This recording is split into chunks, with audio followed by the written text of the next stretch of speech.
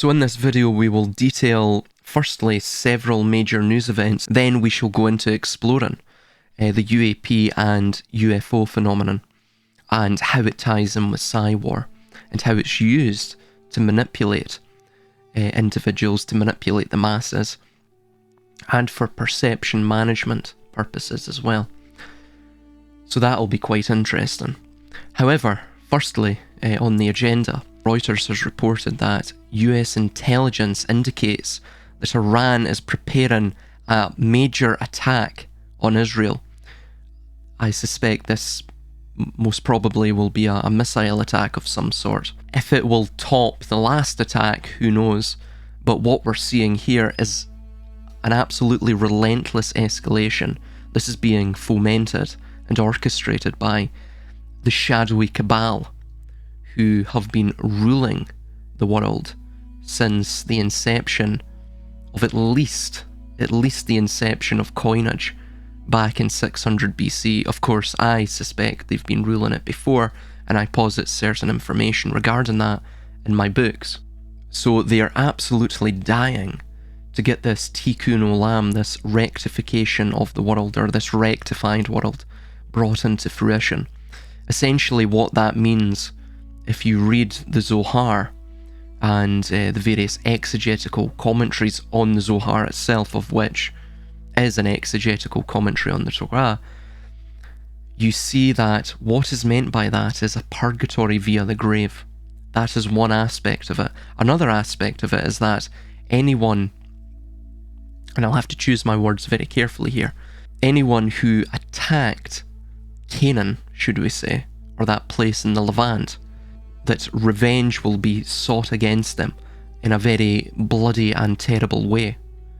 That is what it states. And that's not just everyone who physically or militarily attacks that place.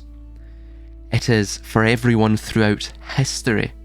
So I just want that to sink in, because there's not many individual nations or tribes in some way, shape or form, should we say, have slighted that place, which obviously poses a rather immediate and dangerous situation to us within Europe, to of course those within the Middle East, Palestine, all the way to Iran, North Africa as well, by the way, and also most likely India as well, and places within the Caspian Basin and that region slightly eastward of that.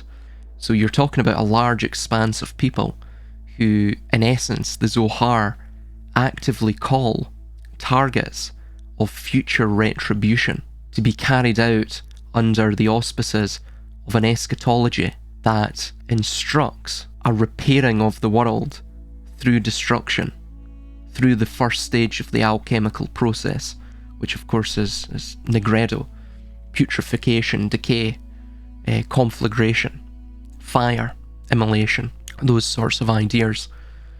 So you can ultimately see where this is heading, and the reason that they have various flashpoints opened up in various theatres across the world.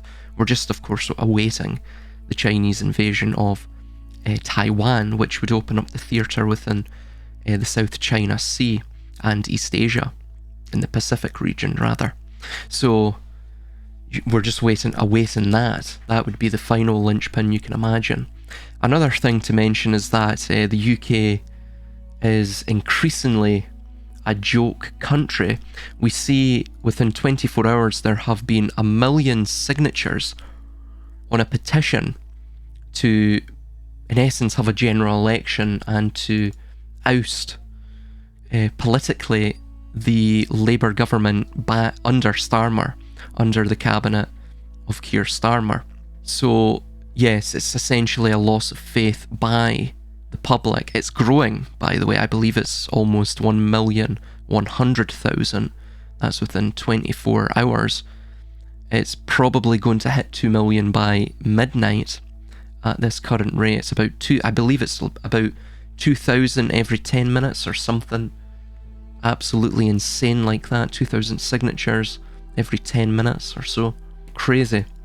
But if you look at the map where the signatures are coming from, of course, Lefty Scotland is the odd one out, and so is Northern Ireland. But of course, right down in London, in that fiefdom, we see that there, and of course dotted around all the various major cities like Birmingham and Manchester and such, there's not many signatures coming from that area. I of course wonder why. This just shows the polarised society that Britain has unfortunately become. We have as well Merz, who is most likely going to take over from Chancellor Scholz within Deutschland or Germany, and he has came out and stated publicly, "Don't be afraid of nuclear war. We must stop Putin's attack." So there you go, don't be afraid of nuclear war, which I guess he has a point, because if nuclear war is a possibility, then of course, what's even the point of fearing it? It'll be over before you know it. But there you go, there is words of wisdom from one of the major saber rattlers within Germany. Of course, he won't be doing the fighting. Something else to mention is that all around the world, we're seeing very anomalous and ferocious flooding. And this is coupled with, again, internationally, what we're seeing is these strange cloud patterns appearing everywhere.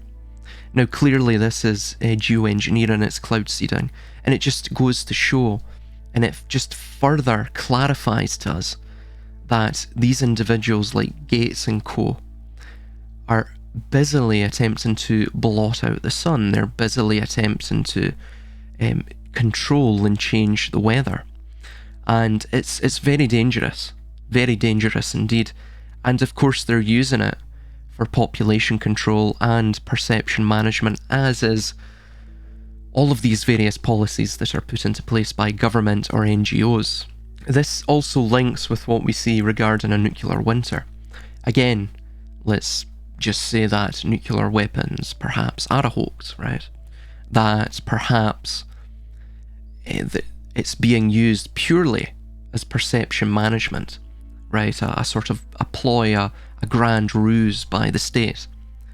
Then one could imagine, given a few other supplementary technologies, perhaps MOABs, a series of MOABs, conventional MIRVs, saturation bombing, so on and so forth, that you could create the devastation of a nuclear war, right? And of course, couple that with media-driven campaigns to really, set into motion that hysteria, then the hysteria itself will trick the mind into basically filling in the gaps, to ensuring that because of survivability, you believe the herd mentality, you believe that consensus-based hysteria, that consensus-based reality based upon the hysteria, driven by the media and what you're seeing in terms of the conventional warheads, which you believe may be, of course, nuclear weapons. Of course, nobody has really witnessed a nuclear weapon in real life, so you have that potential, well, the media has that potential wriggle room to distort one's reality, to manage perception that way. You couple that with cloud seeding and blotting out the sun, essentially, along with entomological warfare, which is using insects as, in essence, bioweapon carriers, as Gates seems to be busily doing with the genetically modified mosquitoes and releasing them. And we already have from the Congo and US biolabs in the Congo from the 1950s, where this entomological warfare was being studied, that it cost them 20 cents to take out a target using entomological warfare means, using essentially insects as poison carriers. 20 cents per individual, per target. So again, a very efficient way of carrying out a war, and you don't even have to fire a bullet. This could provide the pestilence that would occur after a world war after a nuclear war. The nuclear winter, the gross and absolutely enormous drop in temperature that you would see worldwide, of course coupled with the famine that would occur consequently from that, could be brought about by cloud seeding, geoengineering, and of course essentially blotting out the sun by artificial means. So you have all of these supplementary technologies that can be interwoven to still bring us to essentially a media event, a media-driven event that would appear to be a nuclear war, or the aftermath of a nuclear war, nuclear devastation. So onto the UFO thing. I'm going to speak very, very briefly on this because you really only need a few fairly major quotes from the CIA, from the intelligence community within the US, to really prove to you that all of this is being used as a means, a mechanism for perception management, psychological warfare. It is a massive ruse. And then right at the end, I'm going to include several series of clips regarding Werner von Braun, the rocket scientist who was transferred to the US through Operation Paperclip. He will outline, or pardon me, his assistant, I believe, his ex-assistant will outline what he thought the end game would be in terms of the agenda. So the first thing to mention is that from John A. Keel in his book UFOs Operation Trojan Horse, page 299, very interesting book by the way, he stated, quote, "The UFO manifestations seem to be by and large minor variations of the age-old demonological phenomenon." And we also have, quoting again from Dr. Jack Vallee in his book Confrontations, page 13, we read, "The medical examination to which abductees are said to be subjected, often accompanied by sadistic sexual manipulation, is reminiscent of the medieval tales of encounters with demons. It makes no sense in a sophisticated or technical framework. Any intelligent being equipped with the scientific marvels that UFOs possess would be in a position to achieve any of these alleged scientific objectives in a shorter time, with fewer risks," unquote. We also have, for example, Whitley Strieber, in his book Communion from page 25 to 26, he goes on to state his abduction encounter and how it was very much, again, like a demonological experience.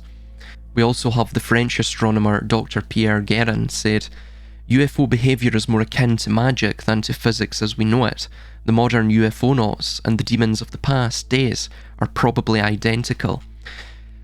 Moreover, Strieber, within his book Transformation, page 44 to 45, again, he gives an account of his experience, his abduction experience. Page 172, he actually states, quote, "I wondered if I might not be in the grip of demons, if they were not making me suffer for their own purposes, or simply for their enjoyment," unquote. And then he states, finally on page 96, and this is what we see from all of these abduction encounters, that these things, these really what probably are hallucinations, brought on by some form of MK Ultra, some form of most likely trauma-based mind control, that, quote, "Why were my visitors so secretive, hiding themselves behind my consciousness? I could only conclude that they were using me and did not want me to know why. What if they were dangerous? Then I was terribly dangerous because I was playing a role in acclimatizing people to them," unquote. So again, you're beginning to see that they were seeding this within the consciousness of people, that these abductions, these abductees were most likely experimented on by government psychologists and scientists, that they were being almost infused with these ideas through trauma-based mind control to pass on the message, to acclimatize the masses to really what was identical to the demonological experiences of the medieval era, which again were brought on by the trauma-based mind control of institutionalized religion at the time. Those medieval institutionalized religions like Christianity, even several sects and schools of thought, schools of specific religious traditions within Islam and such. So we also see a close connection with, of course, the conspiracy culture and the New Age culture. So we see in Lynn E. Catto's UFOs and Related Subjects, that was her book, printed by the US government printing office in 1969 and prepared under AFOSR, Air Force Office of Scientific Research, Project Order 67-0002 or 0002 and 68-0003, we read, quote, "A large part of the available UFO literature is closely linked with mysticism and the metaphysical. It deals with subjects like mental telepathy, automatic writing, and invisible entities, as well as phenomena like poltergeist manifestation and possession. Many of the UFO reports now being published in the popular press recount alleged incidents that are strikingly similar to demonic possession and psychic phenomena," unquote. And furthermore as well, we see that Brad Steiger, who stated rather, the UFO aliens are the herald of the New Age. He was a spirit channeler, a well-known ufologist. He stated that, quote, "The UFO contactees may be evolving prototypes of a future evangelism, a space-age theology," right? This links in with what we see of NASA and what we see of, again, regarding the UAPs, the UFOs. It is a psychological manipulation tool within the tool belt of the intelligence agency. It is to maintain, through distractionism, the acquiescence of the populace, to provide the populace a source of flame by which the moth-like focus of them can be directed, so they're not directed in other avenues. It also is a psychological vent. If you're focused upon something, you become emotionally invested in it, and you get lost in the rabbit hole of researching it, so on and so forth, that you miss the larger picture. Of course, a lot of the alternative conspiracy theory circles and movements are all surrounding that. You're getting lost in rabbit holes rather than looking at the larger overarching geopolitical agenda in a very practical or pragmatic way. So we see in Misler and Eastman's Alien Abductions, page 108 to 109, a recurring theme in the abduction scenario is the delivery of detailed messages to abductees. The messages delivered to abductees are typically done by telepathic, mind-to-mind conversation. In some cases, abductees are reported being shown scenes or messages on large screens within the alien craft. These messages are usually horrific prophetic scenarios about impending cataclysmic events on Earth and the destruction of Earth due to environmental degradation. Again, does that sound familiar, right? The whole climate change thing. In some cases, overt religious messages are given to abductees. These messages can include the notion that the aliens are our creators, that they are trying to advance our evolution through these breeding experiments, and that mankind must unify with their assistance. Again, where does that sound familiar? Into a system of global governance and religion in order to survive the future cataclysms, unquote. Again, this is what I call the Saviour snare, what one would know as the Antichrist or Al-Masih al-Dajjal, the false prophet, right? He who wants to sow these falsehoods within the population to bring about global governance. Ufology is fast becoming a religion. Jacques Vallée, in his 1989 book Dimensions, page 192, had this to say, quote, "I think the stage is set for the appearance of new faiths, centered on the UFO belief. To a greater degree than all phenomena modern science is confronting, the UFO can inspire awe, the sense of the smallness of man." Again, that idea of the closed system, right? You may be aware of that under certain cosmological models, should we say.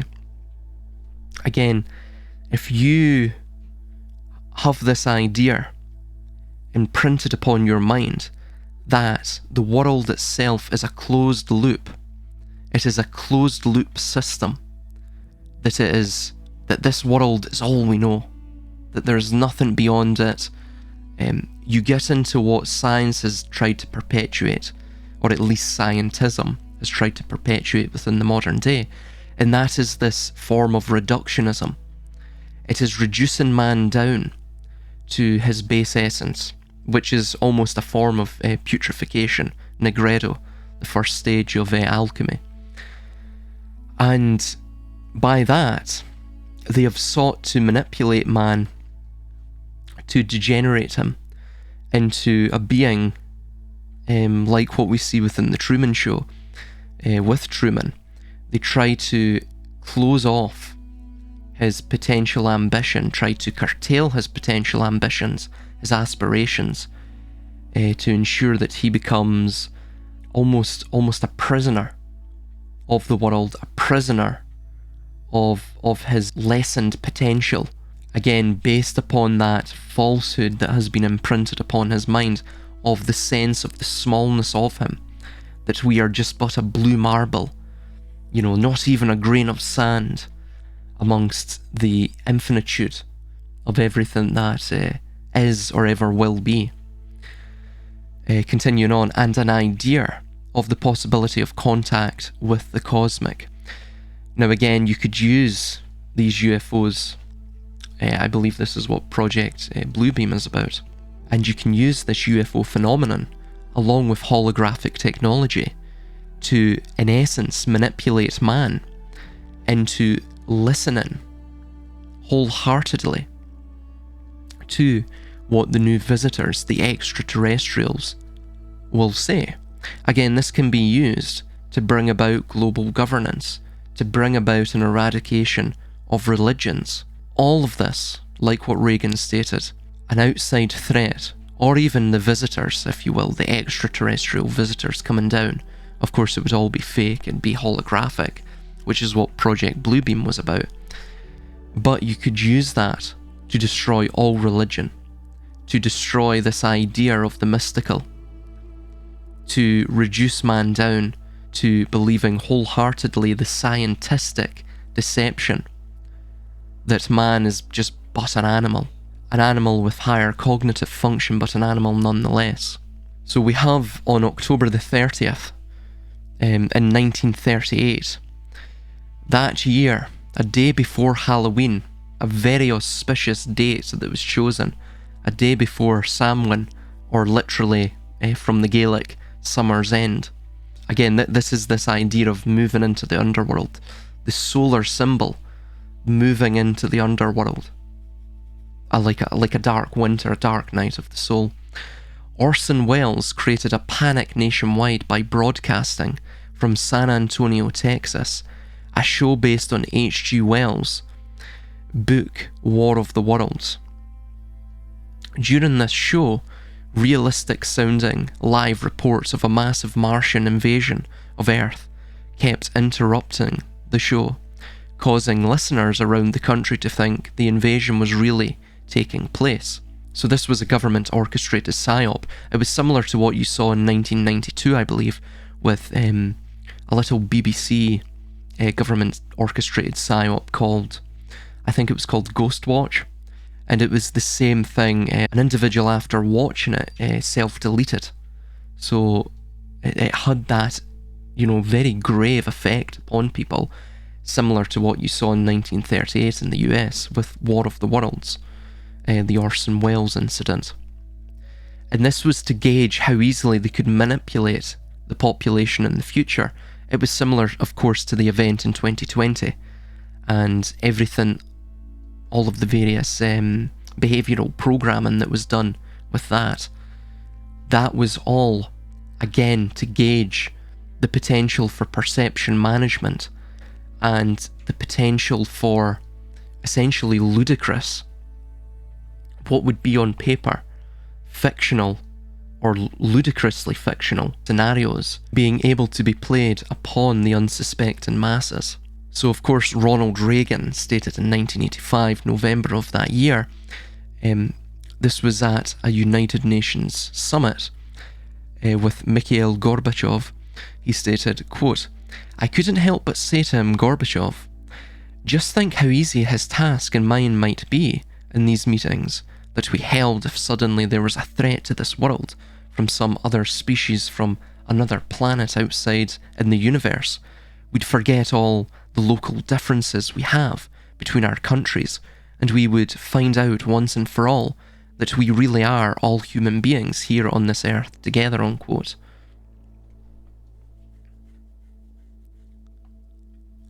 Gorbachev himself stated in a speech he entitled Survival of Humanity, which he delivered on February 16th, 1987, quote, "At our meeting in Geneva, the US President said that if the Earth faced an invasion by extraterrestrials, the United States and the Soviet Union would join forces to repel such an invasion.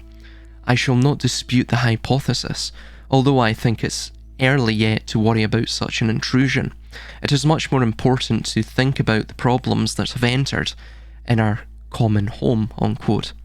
So what you're seeing there really is the predictive programming. It's priming the species for this event coming in the future. Again, as he stated, "I don't dispute the hypothesis, although I think it's early yet to worry about that such an intrusion." As Gorbachev stated, he shall not dispute the hypothesis, although he thinks it's too early to worry about such an intrusion, because again, he knows they have not planned that yet.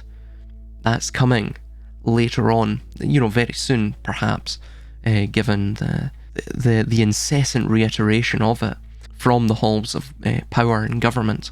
John Dewey, the phony Rockefeller-funded father of progressive education, stated back in 1917, quote, "Someone remarked that the best way to unite all the nations on this globe would be an attack from some other planet. In the face of such an alien enemy, people would respond with a sense of their unity, of interest and purpose," unquote.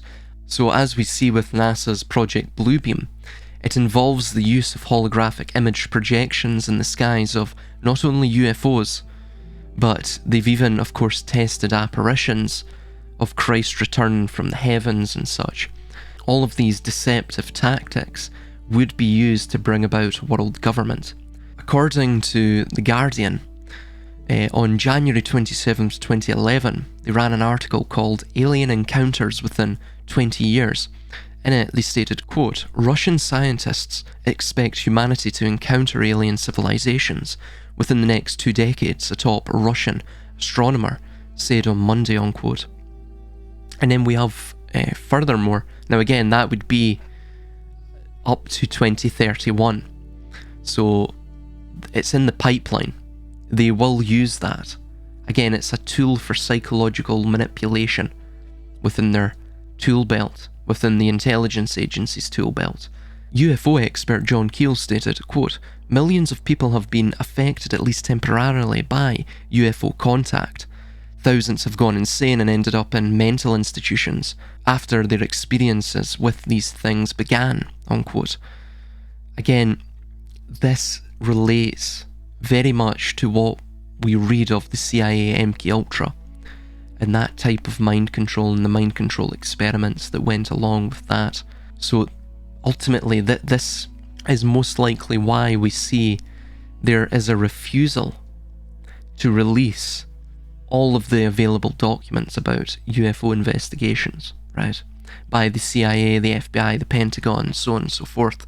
Perhaps as well, this is why there has been such secrecy and apparent cover-up activities surrounding both Roswell and Area 51. Perhaps it's not extraterrestrials.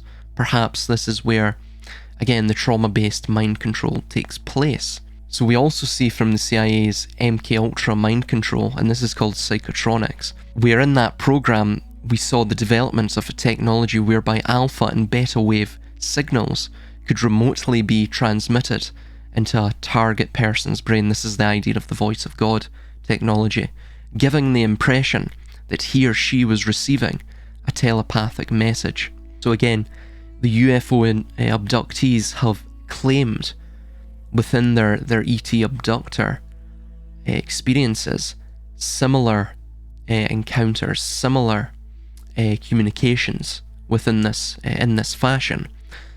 So again, we can conclude that it is of a terrestrial origin, not of an extraterrestrial origin. So in 1963, 15 Council on Foreign Relations leaders in the Kennedy administration met at Iron Mountain, New York, to formulate and promote the goal of world government. This special study group worked for 2 years to produce a document called the Report from Iron Mountain, unquote. One of the proposals made by this study group to aid in bringing about global government was to, quote, create a new non-human enemy, example, the potential threat of an extraterrestrial civilization, unquote. So there you go, right? There you go. Again, the idea was to use that global threat, which would unite people against the common enemy. And by uniting people against that common enemy, you would have to build, to ensure the world army, you'd have to build all of this various logistical, infrastructural, administrative institutions and bureaucracies, which could again collate all of that what was previously sovereign states and their governmental power, centralize it all, of course, under the reign of the UN. The UN could even be assumed to be the saviour, projected to be the saviour of mankind from this extraterrestrial threat. H. Marshall Chadwell, the CIA's Assistant Director for Scientific Intelligence, wrote to Director Walter Smith, suggesting that they investigate the extent to which this phenomenon, the UFO or UAP phenomenon, could be controlled and predicted and used from a psychological warfare point of view, unquote. He also noted that a fair proportion of our population is mentally conditioned to the acceptance of the incredible. And of course, need I mention that William Casey, CIA director in 1981, reportedly stated that, quote, "We'll know our disinformation program is complete when everything the American public believes is false." So of course, when Chadwell mentioned that a fair proportion of our population is mentally conditioned to the acceptance of the incredible, he mentioned that in 1952. If that was true in 1952, just imagine how far more true of a statement that is today. In fact, it's not a fair proportion of the population. It is almost the entire population, I would say, are mentally conditioned to the acceptance of the incredible. Even the woke ideology itself has conditioned to the acceptance of the incredible, right? We accept the incredible, that this is clearly a psychological warfare technique where we have been primed to believe total absurdities, things that go beyond even, basic observable fact, that totally run foul of it, that run contrary to it. And again, this provides the intelligence service and the state as well, through this dumbing down process, a great deal of power, because a citizenry that are completely and utterly disarmed of any intelligence are, of course, a citizenry that are easily controllable and easily steerable and manipulatable. So, yeah, they are completely socially primed. Given, of course, the predictive programming of the UFOs or UAPs, they're completely primed for that potential, for that, that final card that they may play. So we also have, this is in 1952, the same year. This is from a CIA pilot. Again, CIA Director Walter Smith wrote to Raymond Allen, director of the Secretive Psychological Strategy Board, and he stated, quote, "I am today transmitting a proposal in which it is concluded that the problems associated with unidentified flying objects appear to have implications for psychological warfare as well as for intelligence and operations, unquote. So there you go. It's the entire thing is nothing more than a psychological warfare exercise. Again, a psychological warfare tool within the tool belt of the intelligence agencies. It is to control and to corral people into even greater predictable patterns of behaviour, as is what managerialism is all about. Afraid to mention. He was too afraid to talk about it. He would not tell me the details. I'm not sure that I would have absorbed them if he had told me the details or even believed him in 1974. But there was no question that that man knew, and had a need to know, I found out later. There's no doubt in my mind that Wernher von Braun knew about the extraterrestrial issue. The very first meeting that I had with him in 1974, when he said to me, "You will be responsible for keeping weapons out of space. I'm dying of cancer and you have to take over for me." And when he explained to me the reasons for why weapons were going to be put into space, the enemies against whom we were going to build these weapons, and that all of that was a lie. And when he mentioned the extraterrestrial card, that extraterrestrials, aliens he called them, were going to be identified as the final enemy against whom we were going to build space-based weapons back in '74, the way he said it to me, there was no doubt in my mind that he knew something that he was too afraid to talk about. Wernher von Braun never spoke to me about any of the details that he knew, or might have known, or thought about related to extraterrestrials, except that extraterrestrials were one day going to be identified as an enemy against whom we are going to have to build an enormous space-based weapon system. Even though he didn't give me the details, however, the look in his eyes made it clear to me that he knew that there was something going on that was a big secret that he could not divulge. Wernher von Braun actually told me that the spin was a lie, that the premise for space-based weaponry, the reasons that were going to be given, the enemies that we were going to identify, were all based on a lie. I've been tracking the space-based weapons issue for about 26 years. I have debated generals, congressional representatives. I've testified before the Congress and the Senate. I've met with people in over 100 countries. And the funniest one of all was against what he called aliens, extraterrestrials. That would be the final card. And over and over and over, during the 4 years that I knew him and was giving his speeches for him, he would bring up that last card. And remember, Carol, the last card is the alien card. We're going to have to build space-based weapons against aliens. And all of it, he said, is a lie. A lie. I think I was too naive to know at that time the seriousness of the nature of the spin that was being put on the system. And now the pieces are starting to fall into place. We're building a space-based weapon system based on a premise that is a lie, a spin. And Wernher von Braun was trying to hint that to me back in the early 70s and right up until the moment when he died in 1977. What he told me is that there's an accelerated effort in place. He didn't mention a timeline, but he said that it was going to be speeding up faster than anybody could possibly imagine. That the effort to put weapons in space was not only based on a lie, but would accelerate past the point of people even understanding it until it was already up there and too late. When von Braun was dying in front of me the very first day that I met him, he had tubes draining out of his side. And he was tapping on the desk telling me, "You will come to Fairchild." I was a school teacher. "You will come to Fairchild and you will be responsible for keeping weapons out of space."